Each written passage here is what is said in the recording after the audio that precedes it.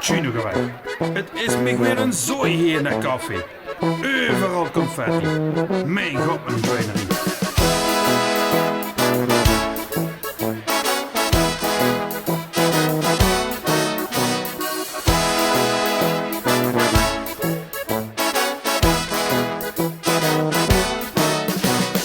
Ik poets de blij, ik poets de koffie, vanavond een uur of twee. Ik poets de blij, ik poets de koffie, vanavond een uur of twee. Als iedereen straks toe is het hier echt een ravage. Dan hoor ik mich te ummer en de zwapper uit de garage. Overal een zwijnenstal en alles stinkt naar beer. Al de zooi hier in die kooi moet ik weer poetsen keer op keer. Ik poets de blij, ik poets de koffie, vanavond een uur of twee.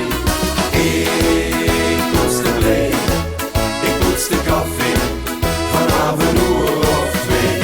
Als ik hier straks eens klaar ben is de koffie weer wie nu. Het s'avonds weer een boel of voor zo'n 160 lu. Het zal wel weer gezellig weer tot de uur of veer. Het dansen feesten wie de beste poetsen, dat doe ik wel weer. Ik poets de blij, ik poets de koffie, vanavond een uur of twee. Ik poets de blij, ik poets de koffie, vanavond een uur of twee.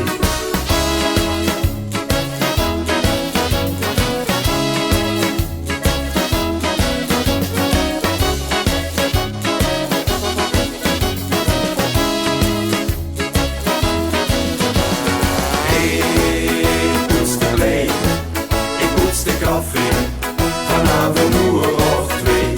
Ik poets de blij, ik poets de koffie, vanavond een uur of twee.